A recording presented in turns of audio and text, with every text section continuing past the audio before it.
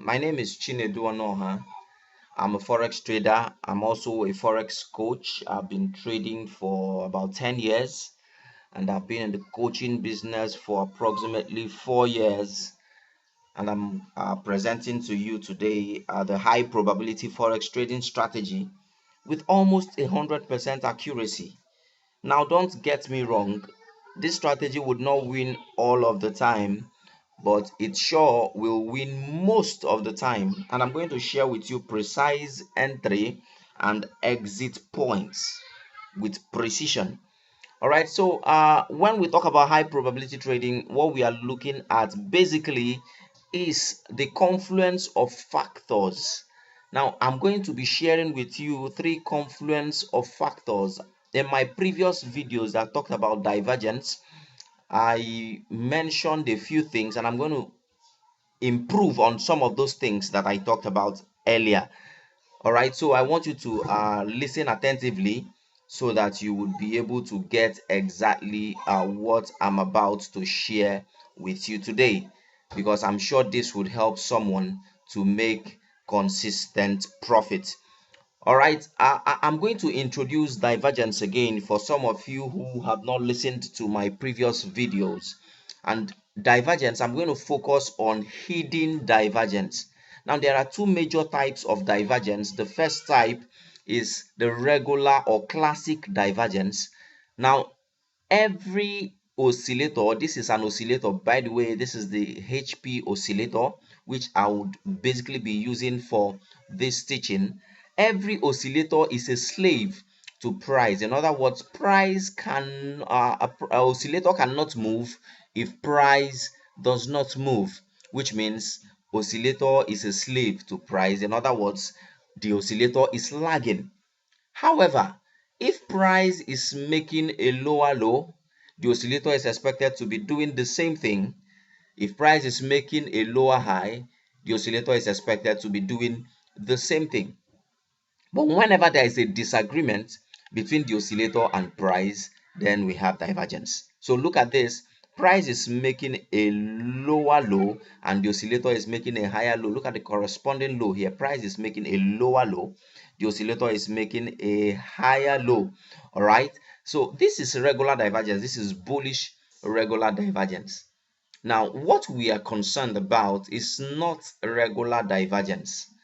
What we are concerned about is hidden divergence. Let me show you bearish regular divergence. Notice that price, this is a short one, price is making a higher high. It is expected that the corresponding part of the oscillator should also make a higher high. But you see, price is making a higher high, the oscillator is making a lower high, warning you of a possible push downwards. Now, this is not what we are interested in. We are interested in hidden divergence. Now, what is hidden divergence? It is a trend continuation divergence. Remember, we are always told to trade in the direction of the trend because the trend is your friend. So when price is making a lower high, it is expected that the oscillator should also be making a lower high. But look at this case, price is making a lower high. This is a high lower than this previous high. The corresponding oscillator is making a higher high. Now, this is a warning that price is most likely headed downwards. All right, so let's look at the bullish example. If price is making a higher low, the oscillator should also be making a higher low. Now, anytime there is a disagreement, then that is hidden divergence, possible trend continuation. All right, look at price here making a higher low. This is a low higher than this previous low, but this oscillator is making a lower low. Okay, warning you that price is most likely headed up.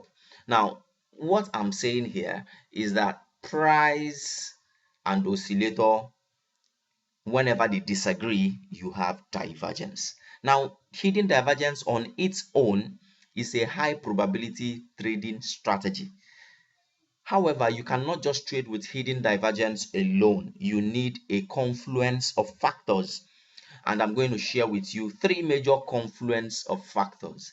The first one, for me to take a buy order, I need to have the hidden divergence seen. So hidden divergence shown, price making a higher low, oscillator making a lower low. That is number one. Number two, I need this pullback to happen to a recent support level. I prefer this kind of movement. 1, 2, 3. 1, 2, 3. A resistance broken, retested. Now you see the confluence. Price is sitting right at this recent support level, a resistance level turned a support level. Now that is confirmation number two. Now the last confirmation is that I want the hidden divergence to the oscillator to be in the oversold region before I can pull the trigger. Now let me run through this again. Entry number one, hidden divergence must be seen. Number two, price must be sitting at a support level for a buy. And then the last confluence is that the oscillator has to be in the oversold region. At the close of this candle, you pick your buy position. How simple can that get? Now, for traders who do not know how to spot hidden divergence, I have created a tool that would spot it for you using this very important tool. Now, one of the reasons why I love this tool is simple. It is a lot more efficient than the regular stochastics. It is a lot more efficient. It's smoother. You would see it a lot more filtered. Okay, I've painstakingly done that. Now, you would also see let's use this example on AUDCHF. This is the oscillator that automatically draws hidden divergence for you. So you would be able to spot hidden divergence with the help of this oscillator without you really having to do anything basically. All right, so let's look at that same setup to see how this represented it. All right, here we are. Okay, look at this place. Look at this place. Hidden divergence. The hidden divergence oscillator has already drawn it, shown you hidden divergence, that price is making a higher low and the oscillator is making a lower low, and therefore price is sitting here. So this is a trigger. So this only helps you to spot hidden divergence if you're having difficulties finding hidden divergence. Okay, so whenever you see this setup, you place your buy order. Now, how do you exit? Because it's important that we have defined entry and also defined exit.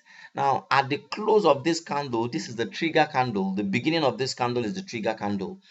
Your exit should be the distance from here to this swing is 131 pips. So let's say an average approximately 130 pips. What we now want to do is project 130 pips from the point of taking the trade. So the point of taking this trade, we want to project 130 pips. That's our target.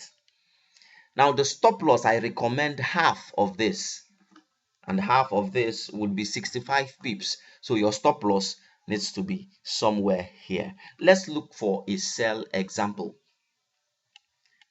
Let's look for a sell example. We're going to GBP AUD.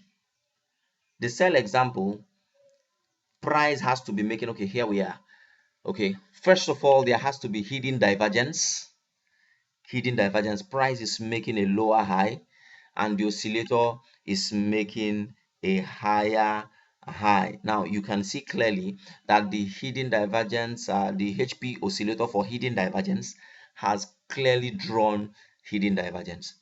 Again, price needs to be seated around a previous resistance level. So see this pullback, apart from hidden divergence, see the pullback going back into this level, and at the close of the candle that moved the oscillator into the overbought region. As long as you find these three factors, your trigger candle is here.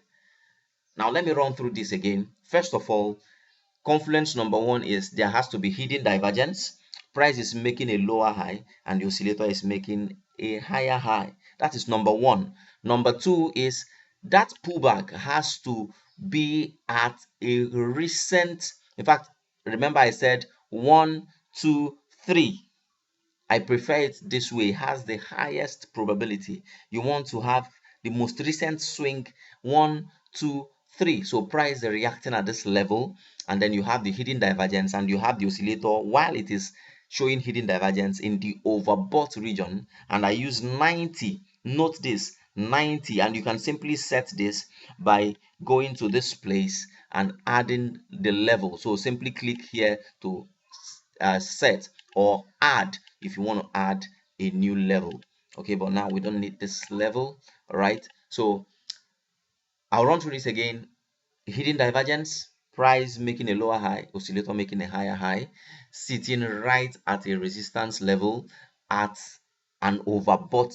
Whenever the candle closes overbought, that is your trigger candle. Again, the exit point is price, the distance from the highest to the lowest. This is 200 pips. Now 200 pips is your projection, approximately 200 pips. So your stop loss should be half of that. So you should be targeting a stop loss of about 100 pips. This increases the odds in your favor. Like I said, this strategy will not be winning all of the time, but most of the time you would be making consistent profit. Now, good news is you can trade it on all currency pairs, on all instruments, on all time frames. And however, I recommend the 4-hour time frame. So I'm sure you would have fun with this tool. And if you would have any questions, you can always contact me. My details are below this video. And if you are looking for a place to download the HP oscillator, you would find it right below this video. So thank you so much for listening, and I hope this helps someone. Have a lovely day. Bye for now.